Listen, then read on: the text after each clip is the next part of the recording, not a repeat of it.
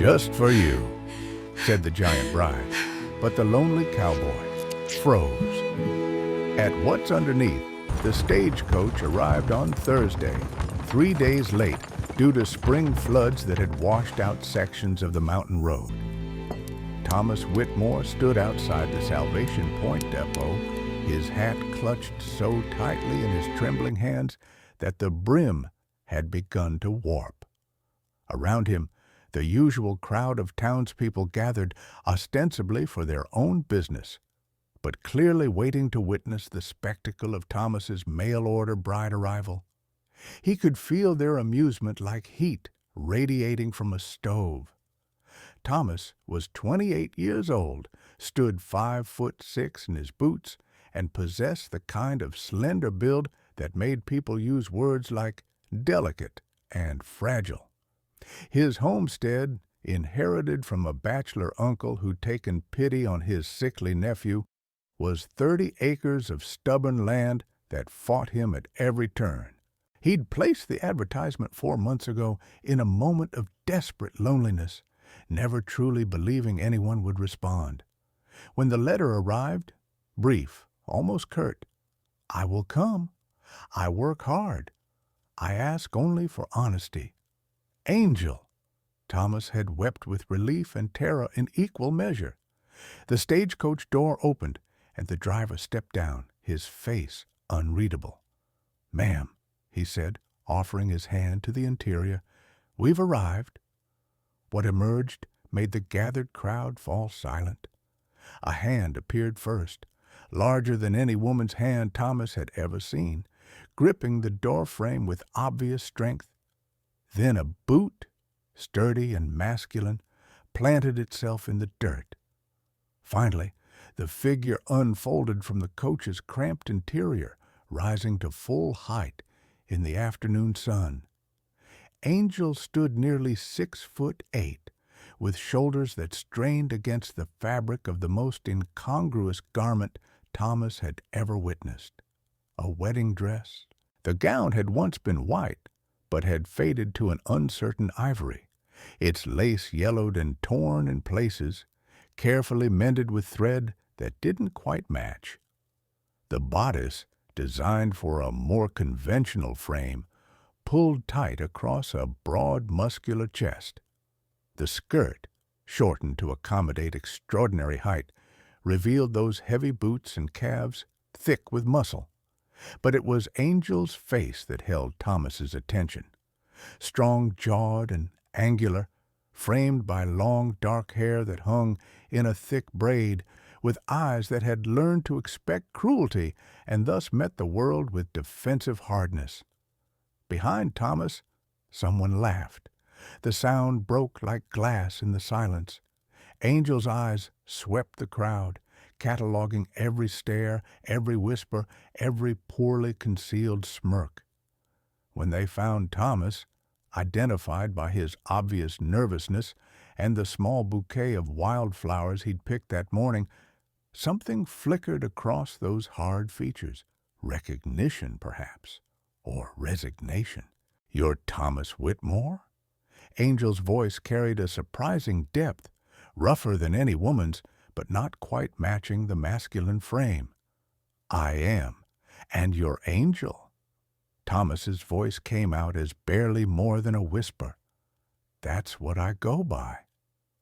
Angel retrieved a single battered trunk from the stage with ease, lifting what would have required 2 strong men as if it weighed nothing. "We should talk privately." Thomas nodded, acutely aware of the eyes following them as they loaded the trunk into his wagon. He helped Angel up, or rather, Angel climbed up independently while Thomas stood uselessly by, his offered hand ignored. As they drove away from town, the whispers erupted behind them like wildfire. They rode in silence for the first mile.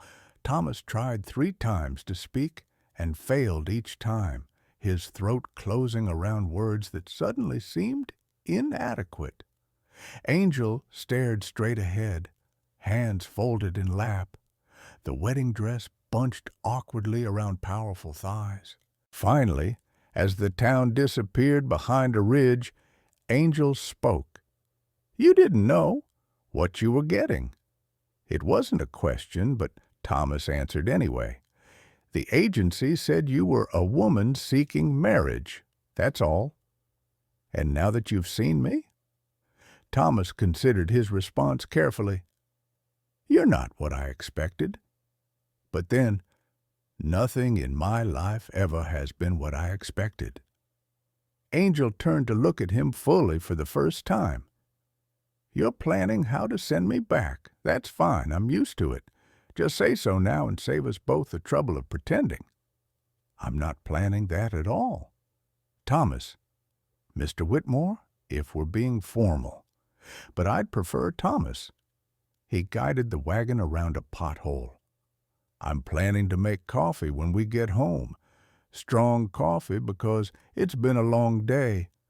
And then I'm planning to show you the homestead and where you'll sleep. And then I'm planning to make dinner, nothing fancy, just stew, and we'll eat it and probably sit in awkward silence because neither of us knows what to say. That's what I'm planning. Angel stared at him, clearly waiting for the other shoe to drop. When it didn't, confusion replaced suspicion. Why? Because you came all this way, because you answered my advertisement honestly, or as honestly as the agency allowed, because, Thomas took a shaky breath, because I've been alone for a very long time, and having another person at my table, even in awkward silence, sounds better than one more night of eating by myself. They reached the homestead as the sun began its descent toward the western mountains. The cabin was modest, built of logs chinked with mud and moss, with a stone chimney that leaked smoke when the wind blew wrong. The barn leaned slightly to one side, held upright more by stubbornness than structural integrity. Fencing marked out a kitchen garden that had already begun showing the season's first vegetables. Angel surveyed it all with an unreadable expression. Small operation. Yes, I manage about half of what a proper rancher would. I'm not built for heavy labor. Thomas climbed down from the wagon. But I keep it functional, mostly. Angel lifted the trunk from the wagon bed with one hand. Where do you want this? Inside. There's a bedroom off the main room. It's not much, but it's private.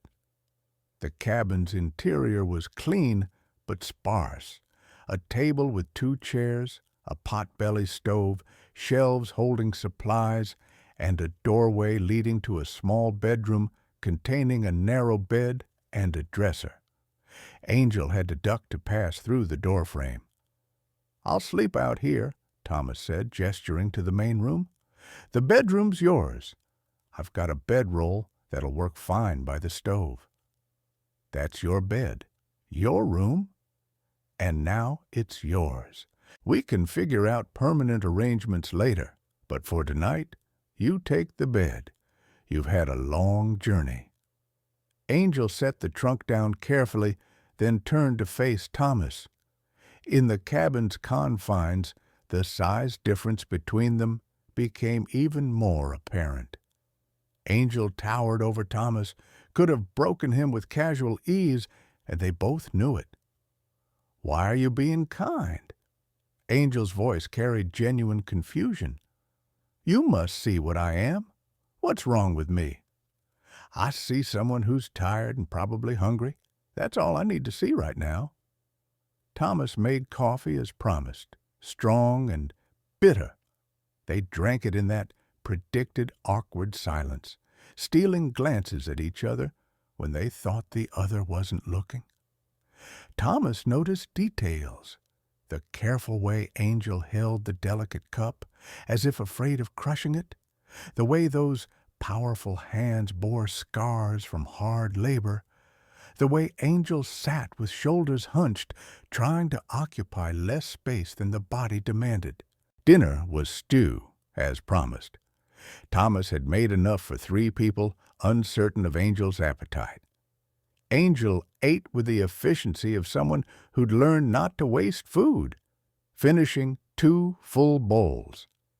Afterward, Thomas washed dishes while Angel stood awkwardly nearby, clearly wanting to help, but unsure how to insert themselves into the small kitchen's workflow. As darkness fell, Thomas built up the fire and laid out his bedroll. Angel retreated to the bedroom, closing the door quietly. Through the thin walls, Thomas heard movement, the rustle of fabric, the creak of the bed frame, then silence. He lay awake for hours, his mind churning. The townspeople's laughter echoed in his memory. The agency had either made a terrible mistake or a deliberate deception. But lying there in the darkness, Thomas found he couldn't muster the anger or disappointment he expected to feel. Instead, he felt curiosity and something else, a strange kinship with this person who clearly lived on society's margins as surely as he did. The next morning, Thomas woke to find Angel already outside, examining the barn. He made breakfast, eggs from his chickens, bread he'd baked the previous day, and called Angel in to eat. They sat across from each other, the silence less awkward than the night before, but still heavy with unspoken questions. This pattern continued for 3 days. Thomas went about his usual routines, tending the garden, caring for his small flock of chickens, repairing a section of fence that had rotted through. Angel followed at a distance, observing but not interfering. At meals, they sat together. In evenings, they occupied the same space but different worlds. The silence stretched between them like a living thing, growing heavier each day. On the 4th morning, Thomas found Angel sitting on the porch steps, still wearing the wedding dress despite the morning chill. The powerful frame was hunched forward, elbows resting on knees, staring out at the mountains. "We can't keep going like this," Angel said without turning around. Thomas sat down on the step below, giving Angel space. "No, I suppose we can't. I need to tell you the truth, the whole truth, and then you can decide what to do with me." "All right." Angel took a deep breath, and the words came out in a rush, as if they'd been held back too long. "I was born male. Body says I'm a man, but I've never felt like one, never moved through the world like one. My mama used to say I had a woman's spirit in a man's shell. The town I grew up in didn't tolerate that. They beat me, called me abomination, devil-touched. When I was 16, I ran away, joined a traveling show for a while, worked as a curiosity. The man-woman, they called me, let people gawk for a nickel." Thomas listened without interrupting, his hands folded in his lap. "I saved enough to leave that life. Started wearing women's clothes because it felt right, even if I looked wrong in them. This dress," Angel touched the faded fabric, "I found it in a charity bin 5 years ago. It was torn and old, but it was a wedding dress.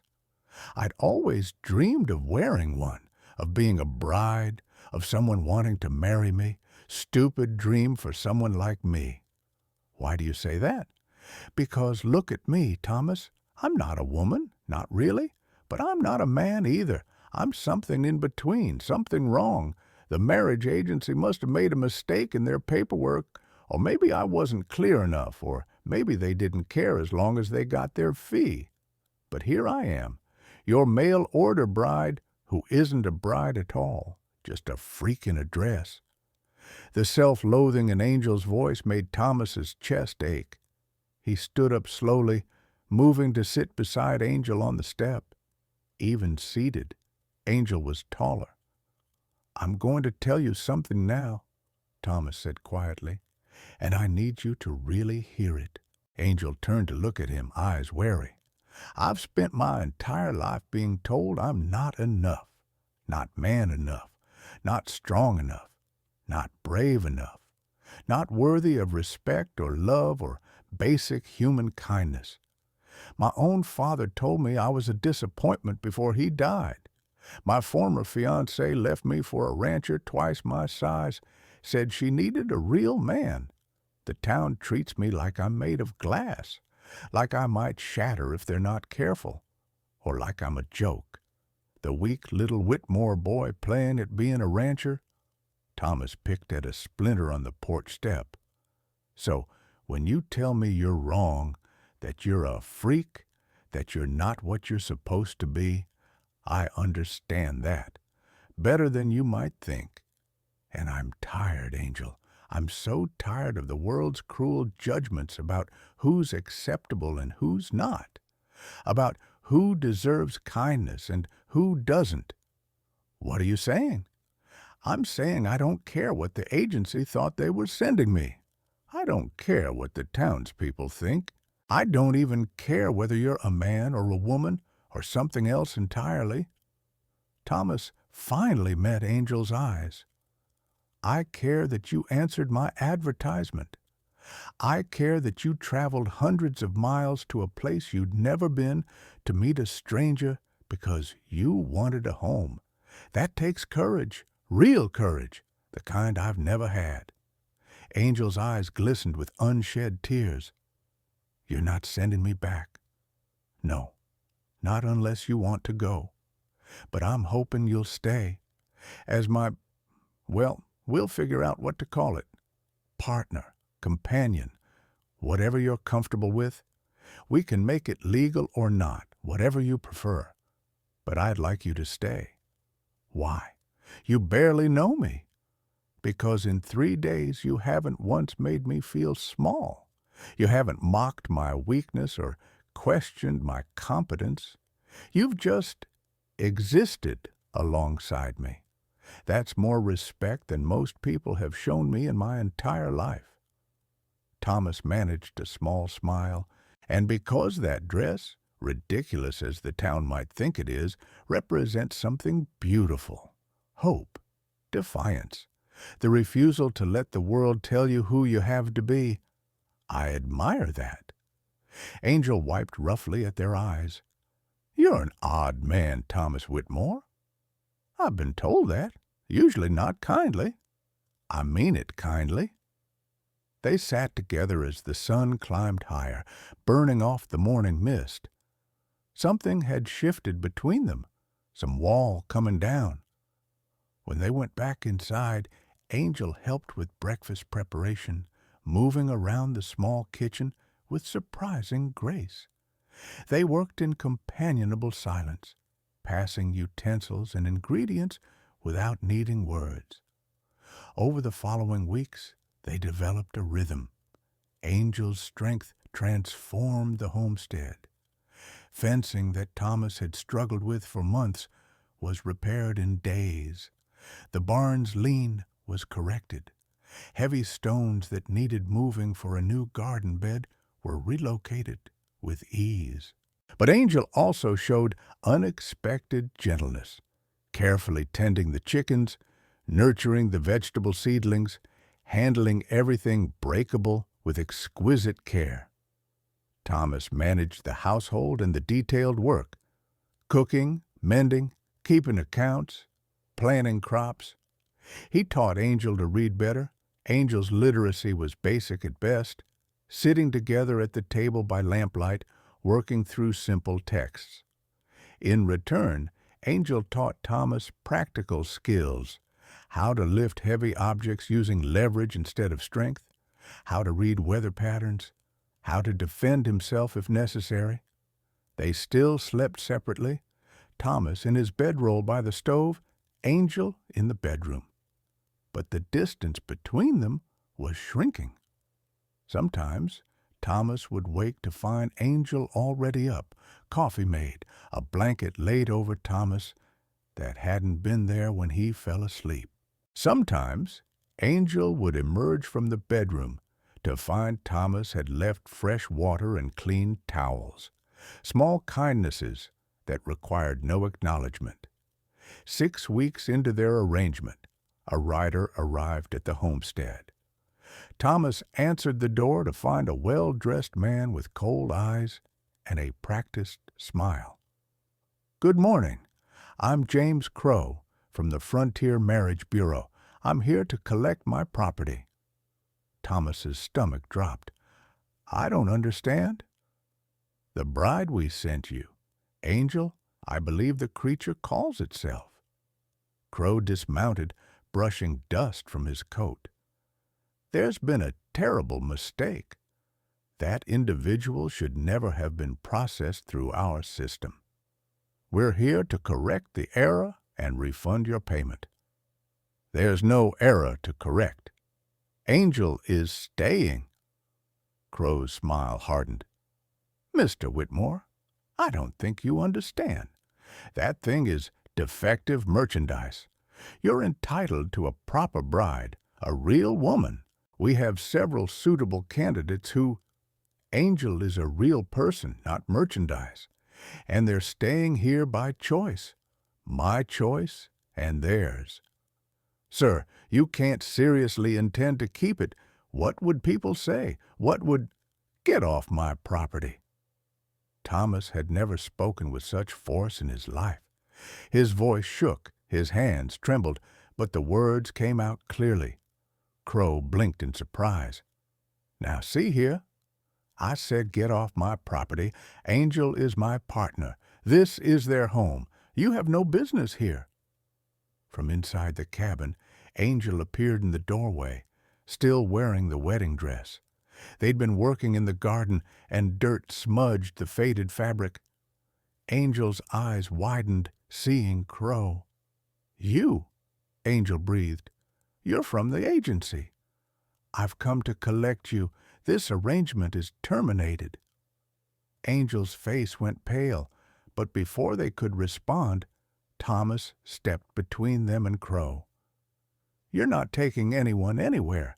This is my land. Angel is here legally and by mutual consent. If you don't leave right now, I'll ride to town and get the sheriff." "The sheriff? To defend your decision to harbor a freak?" Something snapped in Thomas. Years of swallowed insults, absorbed mockery, and quiet humiliation crystallized into sudden, brilliant rage. He was small and weak and had never won a fight in his life, but he stepped forward until he stood toe-to-toe with Crow. "Call Angel a freak again. I dare you.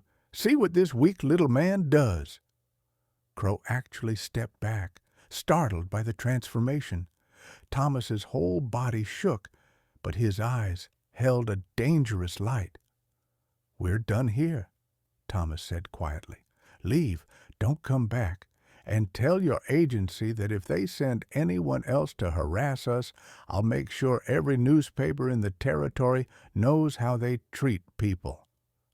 Crow remounted his horse, his expression ugly. "You're making a mistake, Whitmore. That thing will destroy you. Everyone will see what a fool you are." "They already think I'm a fool. This changes nothing, except now I have someone who treats me like I matter. That's worth more than all the respectability in the world." After Crow rode away, Thomas's legs nearly gave out. Angel caught him, supporting his weight easily, and guided him to the porch steps. They sat together, Thomas trembling with delayed reaction. "You stood up to him?" Angel said softly. "For me? Of course I did. He had no right. None at all. Thomas, do you understand what you just did? The agency has connections. Crow could make life difficult for you. The town already judges you. This will make it worse." "I don't care." "You should care. You're throwing away any chance at respectability, at acceptance." Thomas looked up at Angel's face, at the mixture of awe and fear in those dark eyes. "I never had respectability. I never had acceptance. But I have something now I didn't have before. I have a friend, a partner, someone who sees me as more than the sum of my weaknesses. Why would I trade that for the approval of people who've never shown me kindness? Angel's eyes filled with tears. No one's ever fought for me before, not once in my entire life.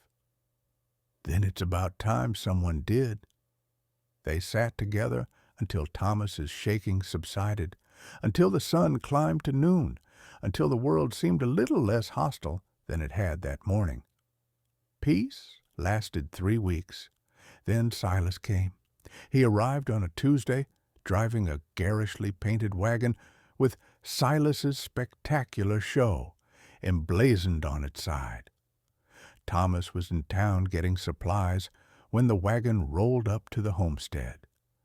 Angel, working alone in the garden, looked up to see a figure from their worst nightmares. "Angel!" Silas's voice boomed across the yard. "There you are, you ungrateful creature. Do you know how long I've been searching?" Angel dropped the hoe, frozen in place. "Silas, in the flesh. And I've come to collect what's mine. You owe me, remember? 3 years' worth of debt for costumes and lodging. Did you think I'd forget? I paid you every cent I earned. You paid half, then ran away in the night. So now you owe me triple, with interest." Silas climbed down from the wagon, his smile predatory. "But I'm a reasonable man. Come back to the show. Work off your debt. 5 years should cover it." "No, I'm not going back to that life." "You don't have a choice. I have papers, legal contracts. Either you come willingly or I take you by force. Your choice." Angel stood taller, squaring their shoulders. "This is my home now.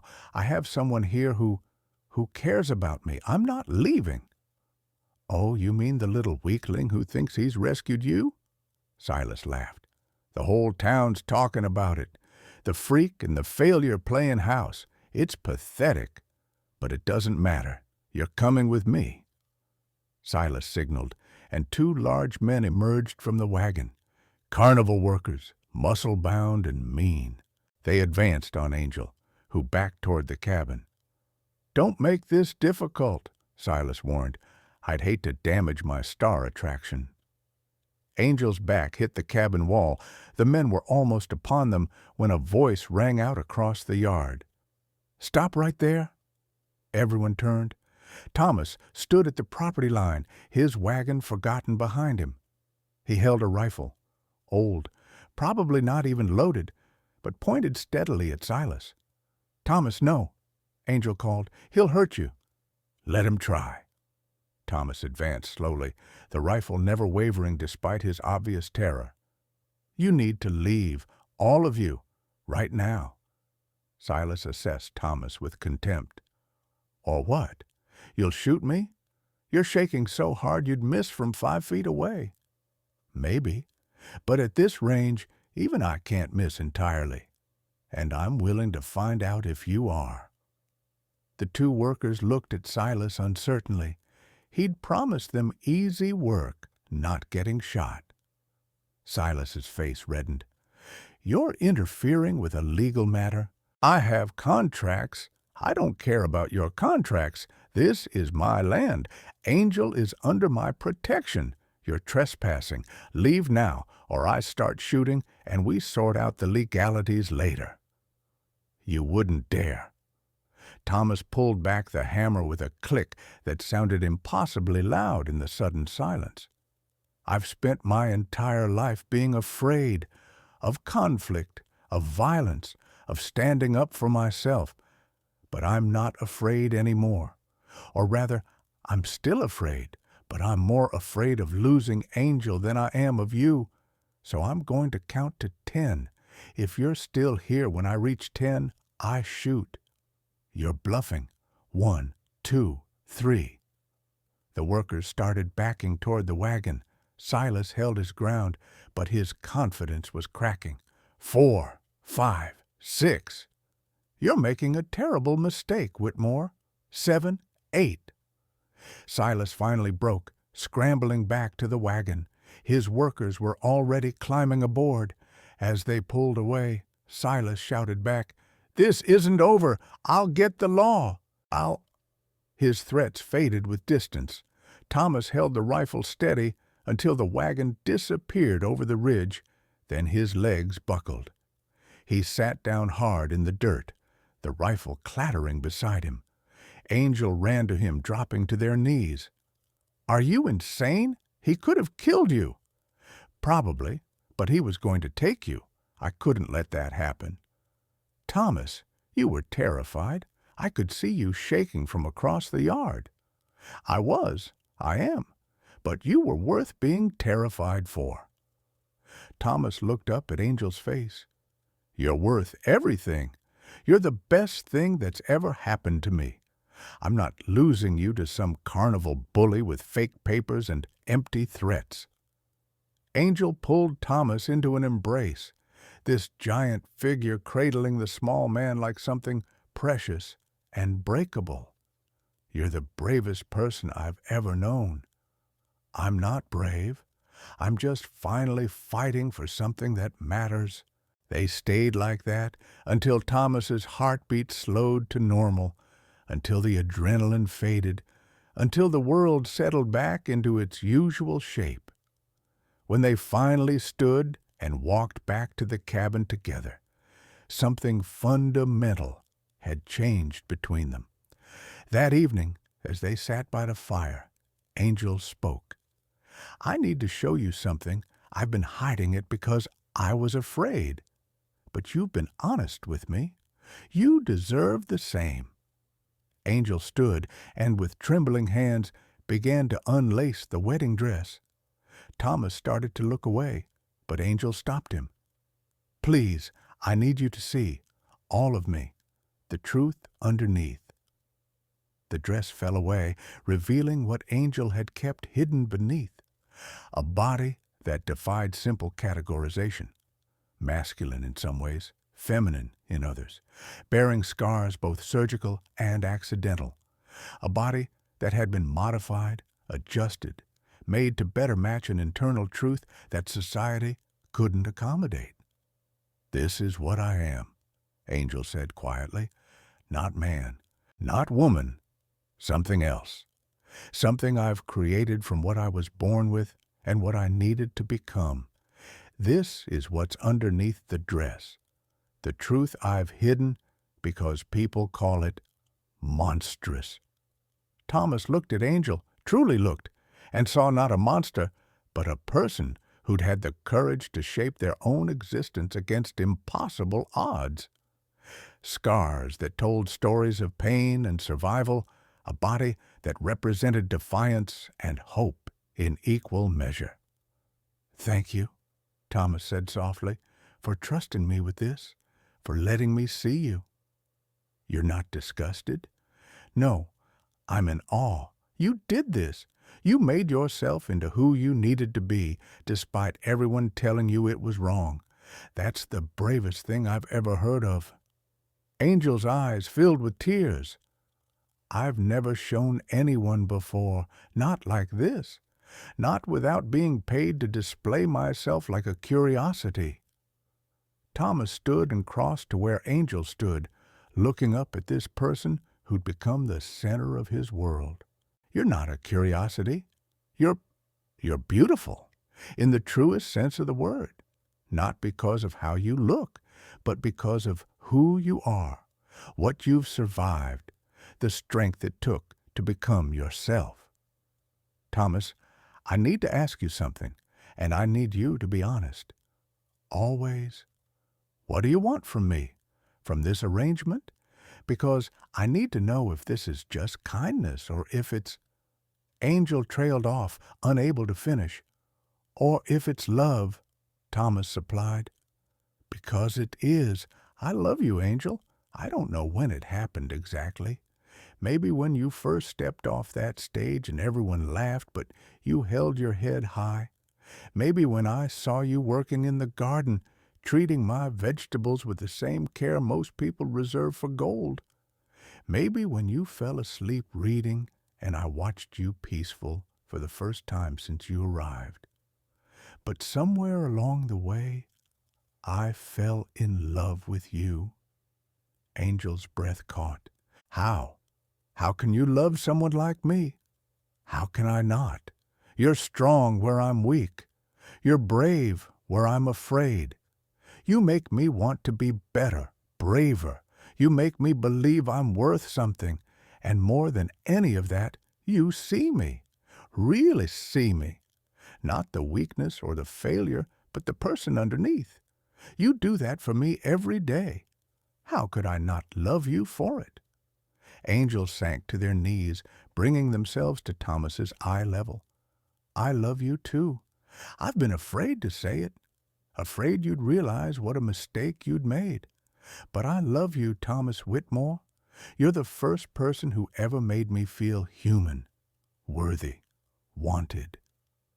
They came together then, two people who'd spent their lives being told they were wrong, finding rightness in each other.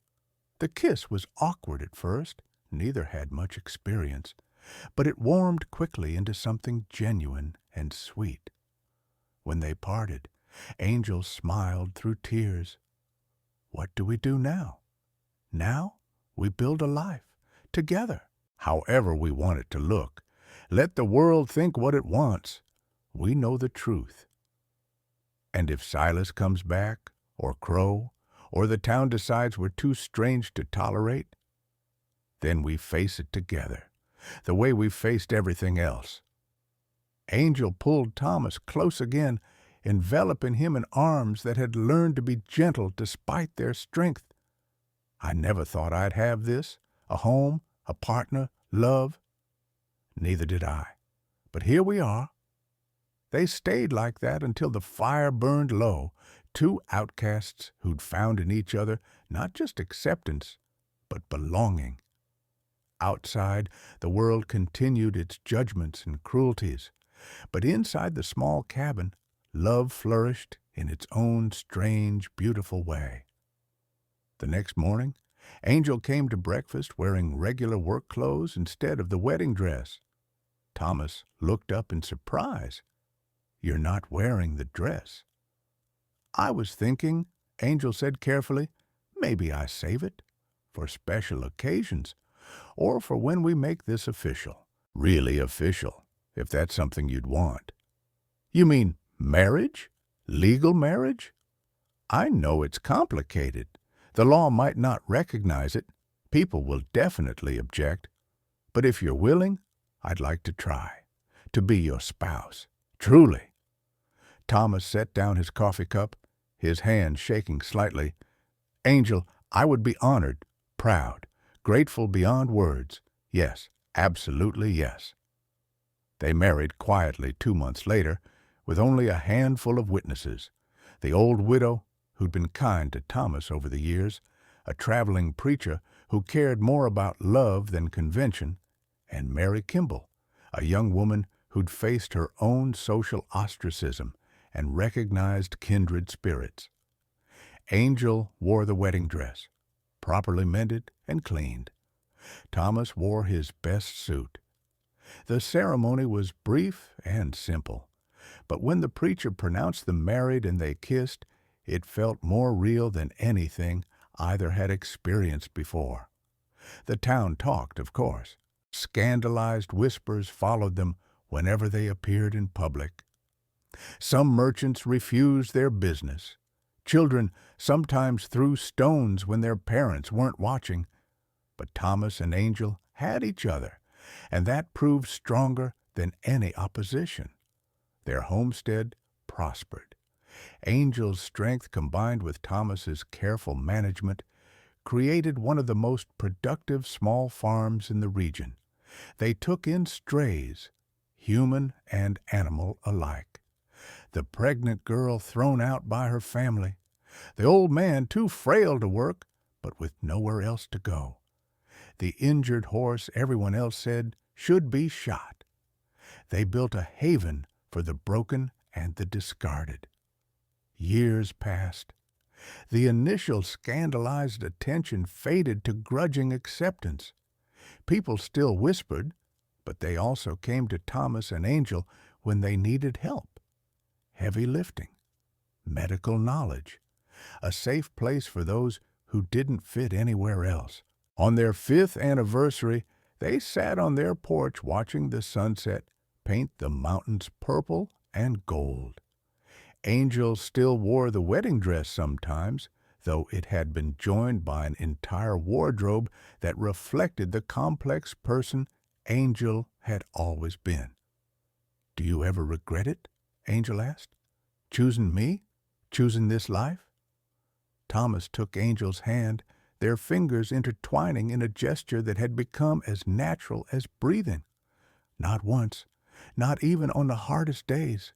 You gave me something I didn't know I was missing." "What's that?" "Purpose, courage, love. The understanding that being different isn't the same as being wrong." Thomas smiled. "You taught me that strength comes in many forms, that bravery isn't the absence of fear, but acting despite it. That love isn't about fitting into society's mold, but about finding someone who sees you truly and chooses you anyway." Angel pulled Thomas close, and they sat like that as darkness fell, two people who'd been told their whole lives they were impossible, proving that sometimes impossible is exactly what the world needs. Inside the cabin, the wedding dress hung carefully, no longer a costume or a shield, but a symbol of transformation, from rejection to acceptance, from hiding to visibility, from isolation to love. It represented everything they'd overcome and everything they'd built together. And in the small homestead nestled between the mountains, two outcasts who'd found each other against impossible odds proved that love, real love, requires not perfection, but courage. The courage to be yourself completely. The courage to defend what matters. The courage to build something beautiful from broken pieces. That was their gift to each other. Permission to be whole, to be seen, to be loved exactly as they were. And in a world that had tried so hard to break them both, that gift was worth everything.